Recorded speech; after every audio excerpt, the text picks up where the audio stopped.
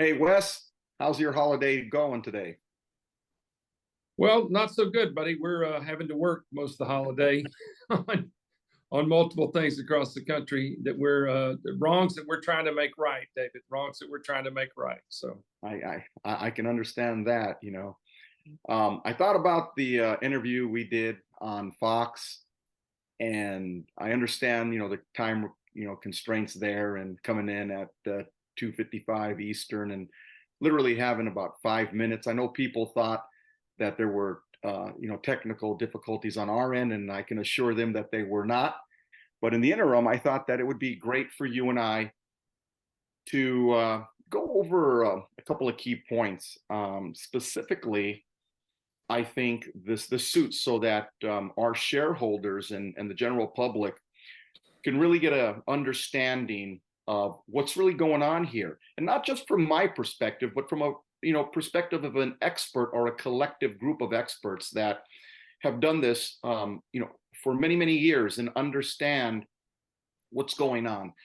So, with that, I would appreciate you taking some time to recap what we announced that day on Fox, and then maybe getting into some detail to educate some of our shareholders and the general public as to what that really means. sure, Take it away, buddy.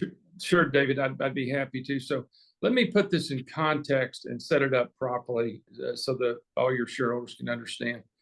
First, our group, which is, don't forget, it's not just my firm, it's Alan Pollock in New York with his firm, Warshaw Bernstein. And now there are other law firms in this space, Cohen Milstein and others, that are recognizing the magnitude of this problem. We've been on this trail for 21 years. We've handled over 21 lawsuits. We've done due diligence on over 75 companies. We looked at over 200 million pages of documents over the years. We were involved, at least I was involved with John O'Quinn and others back then. This was before Alan, in helping get Reg Show passed. We had a lobbyist. I've met with SEC until my head is spun, almost off. I've done the same thing with Congress. I'm in consulting with Congress right now in the last year. Why? Because this is the time really that we're in to ultimately cause a change to stop this carnage. As I've stated many times on other YouTubes and other public formats, this is financial terrorism on America. And it is because at its base level, it's about lying, cheating, and stealing. Okay? The lie is that they're selling real shares or they're lending real shares. Okay? The cheating is they're breaking all the rules to do that. The stealing is they're pocketing money and giving some poor person that bought the shares nothing.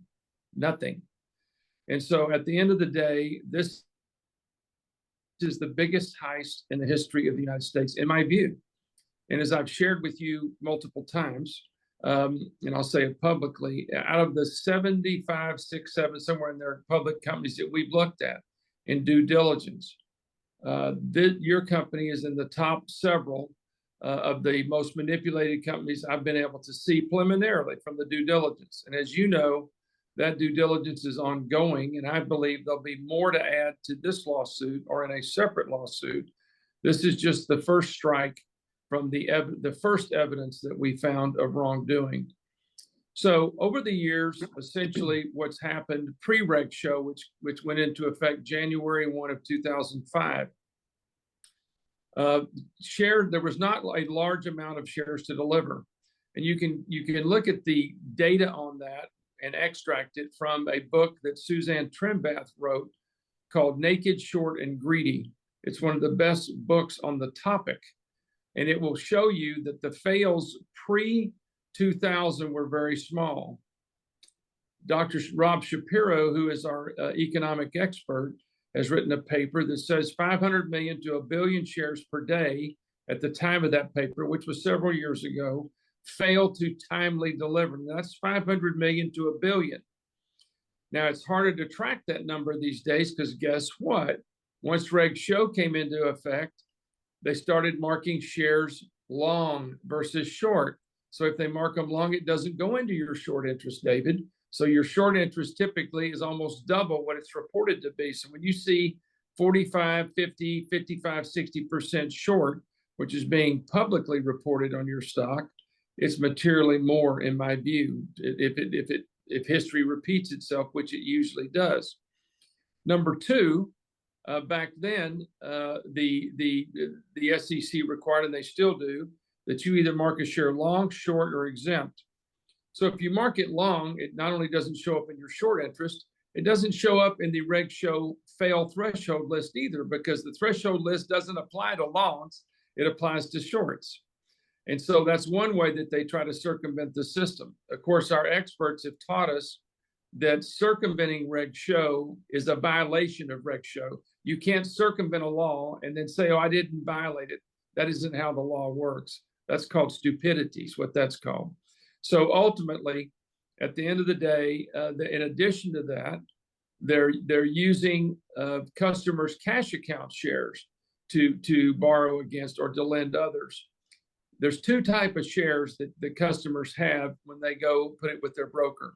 One is in a margin account, and sadly, when you sign that margin agreement, they can actually lend your shares. But in a cash account, it's segregated. It's segregated such that the brokerage firm can't touch it. Even if they went into bankruptcy, it's in a SEG account, SEG, an acronym for segregated. So one of the allegations in your case, which we believe is very true, is those defendants, TD and Schwab and NFS, which is Fidelity, were taking those cash account shares and either using them to short, for what their own customers, or ultimately lending it out to others to short, and then ultimately covering that what would be a fail, and is a fail, legally it is a fail. If you use a share that you Xeroxed on your Xerox machine as your good borrow, that is not a legal short. If you used a share that was restricted, that's not a legal short. You have to use a real unrestricted share and have a reasonable belief that you can borrow it. Most importantly, you are prohibited. You can't do it. And you cannot use people's cash account shares. Those are the holy grail of the stock ownership, okay? Those shares, we believe in your case, are being used. That's what we've alleged in the complaint. So ultimately, that's illegal. That ultimately then allows them to cover once some of the convertibles you've done and you issue shares with real shares. So ultimately, at the end of the day, that practice is illegal. There are many other ways they do it. They lend shares that they don't have. They sell shares that they don't deliver. There are some other optics in your stock that ultimately are breathtaking. When you look at the 19 to 54 million imbalances, and I'll give some more color. We didn't have time to explain it on Charles Payne show. An imbalance is a phrase that is used during a proxy vote. So if during a vote, you send out to Broadridge, who is a proxy agent, that is, Broadridge mails out the proxies to all the shareholders. And most importantly, when I say mails out the proxies, they gain information from each broker as to how many shares that broker beneficially owns to vote on a given day. That is the record date of the meeting, the record date of the proxy is going to take effect. So ultimately, the broker then reports to Broadridge how many shares they beneficially own on that day for purposes of voting. When we have brokers just in the top 10 that have 54 million shares more that they're reporting to Broadridge than they have at the DTC, that's a problem. That's a huge problem. And in your case, it's recurring, it's persistent, it's not going away. It's getting bigger on most days, okay? And don't forget, that's just information from the DTC. What your shareholders need to understand as part of our due diligence, we're going to figure out ultimately what's being traded internationally. That's another place they're going to now, is trading out of Germany, trading out of Ireland, trading out of the UK and other places through Euroclear. So we've got a whole separate group that's working on that. The information in our complaint is only with respect to shares we can prove at the DTC, okay? and that disparity between Broadridge and the DTC. So my educated guess is I believe that number is going to be much, much larger. Why? Because they're using X clearing. X clearing is a form of one broker trading to another broker, not through the DTC. As I've said in many YouTubes, it's a separate set of books. Basically, they have one book for the DTC. They have another book between broker to broker. Okay. So we don't have access to that information called X clearing. We also don't have access to the information of dark pools, which is why we've advocated for transparency all along, and we've yet to be given that, from the SEC or others. So ultimately, what your lawsuit is about is injecting false information into the marketplace. Hey, this is a real sale. We made a real borrow, and that ultimately creates counterfeit, artificial, phantom shares. When supply exceeds demand on a given day, the price is always going to go down. It, in effect, is rigging the market. It would be no different than dealing off the bottom of the deck in Las Vegas in a blackjack game. It is rigging the market. As a result, you sold shares, many shares, in that time period that we put in the complaint. And in doing so, you had to sell them at a price well below what they should have been sold for, but for the bad acts of those defendants. And so ultimately, Alan Pollack and his firm, who frankly get most of the credit for drafting that complaint, that's one of their best uses on the team. It demonstrates pretty graphically how it works. It demonstrates who the perpetrators are. The imbalances are in the complaint. The fails are overlaid over that. So what we attempted to do is tie in the fails to the imbalances to the counterfeit shares. And so that's kind of a summary version of it. And as time goes on, we've got other things we're looking at that are proprietary. I'm not going to talk about in a public forum, but it will ultimately cause us to discover more bad acts and more defendants. And then we'll deal with that as we go along. Wes, thank you. I thought that was amazing. Every time I hear you discuss the points, it really resonates with me because I've lived it firsthand. Unless you actually have it happen to you, I mean, you don't really know the full extent of what it is until until it's brought upon you. From my perspective, well, most people. I'm sorry, David. Most people don't understand the magnitude of it. I've said this many times. I've talked to a public official, who I will never name, some years ago that said at that time it was about $100 trillion fraud that's been stolen, the money that's been stolen out of the United States. Now, to not be misleading, that included bonds, that included stock, that included other financial instruments. So this doesn't just apply, David, to stock. At the source of this problem is electronic delivery. The Depository Trust Corporation was created with its middle name as trust, okay? Well, what's happened is shares aren't being delivered. Brokers, don't forget there's a counterparty. The brokers on the other side that represents the buyer aren't buying the seller in, and they're not doing it because when they're selling shares, they're not delivering either. So you buy me in, I'm going to buy you in. So ultimately, it's a merry-go-round that the prime brokers and multiple hedge funds and other fat cats are using to steal money. That's basically what it is stealing. And ultimately, it has cost jobs, David. It has killed technology, David. It has destroyed lives, David. It has ultimately not only destroyed the market cap of companies, in many cases, it put them in bankruptcy. Now, some of these companies would have failed on their own because that's just the way it works if you look at it statistically. But you should not be able to rig the system. And if they disallowed this electronic delivery, it wouldn't happen. The poor auditors can't keep up with this. They put the trade through Hong Kong and send it through London to here. You think an auditor can follow all that and see that the shares are there? Sadly, the auditors don't even ever count the shares. They just want to see that the brokerage firm has the cash necessary to cover the contingent liability, that is the shares that they haven't delivered. Well, what the auditor doesn't know is that share used to be worth 10 times as much before it was manipulated down.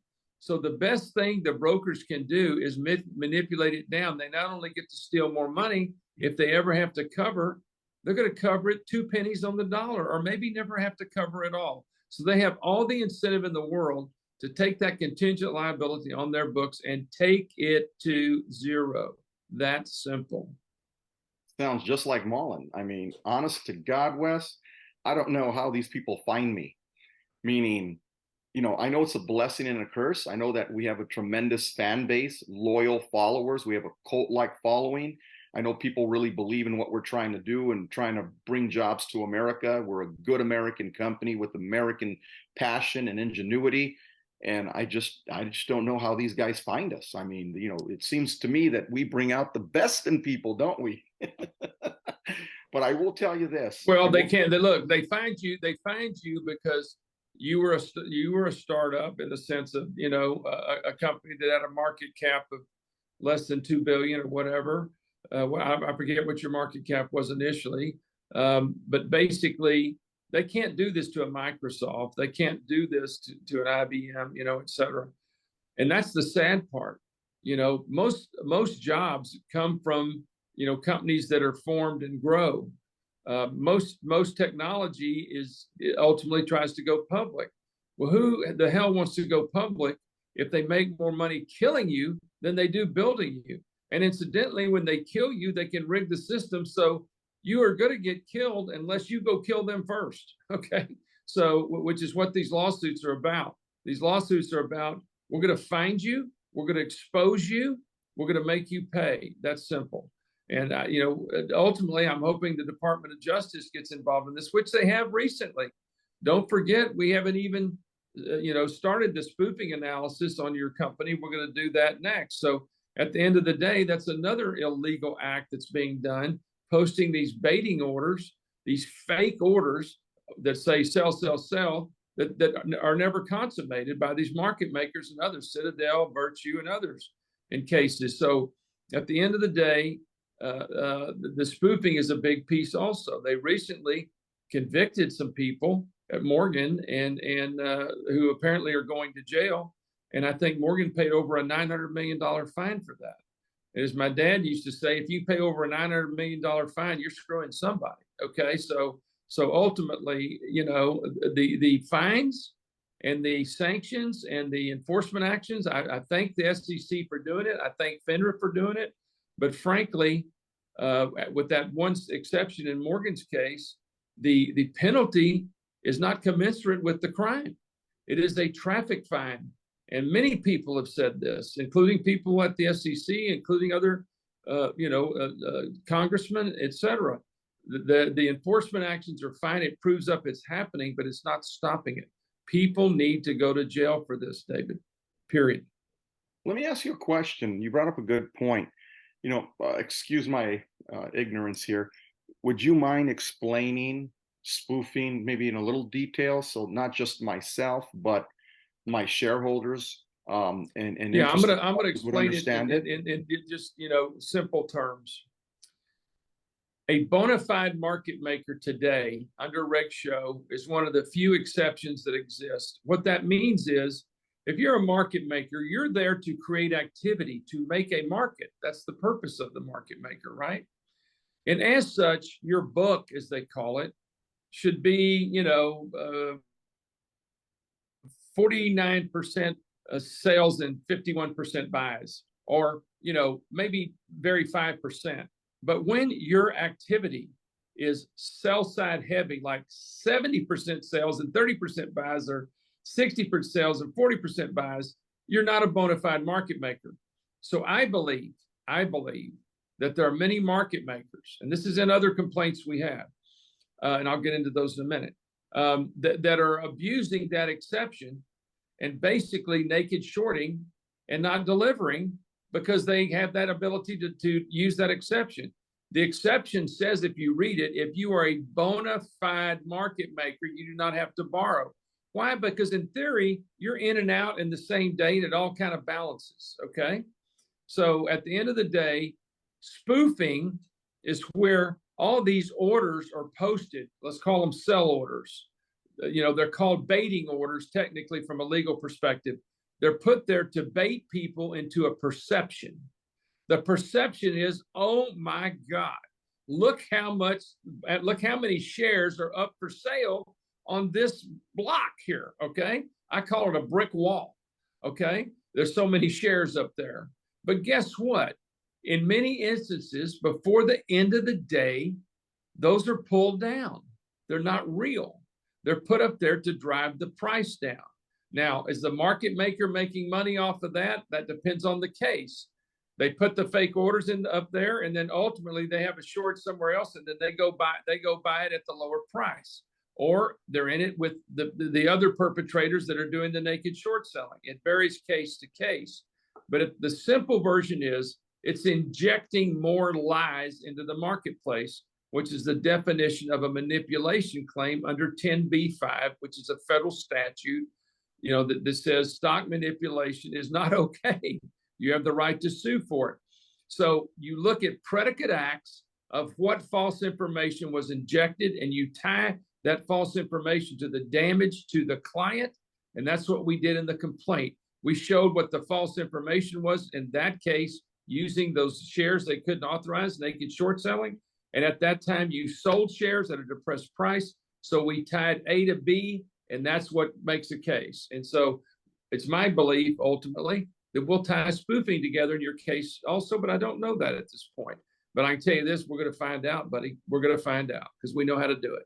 But I'm out of time, my friend. So Sure. I think this has been good, and I think you ought to do Thank this you. more often. All right. Sure. Like I said, Wes, we just want to, do good by our shareholders. We want to create jobs in America, and we want to be proud about the products we put on the street. So with that, I want to thank you. Wish you all the luck. I'm right there with you in the fight. I'm in the trenches, and we're going to make it happen. Amen, brother. We'll talk soon. Thank you. All right. Bye-bye. Thank you. Bye.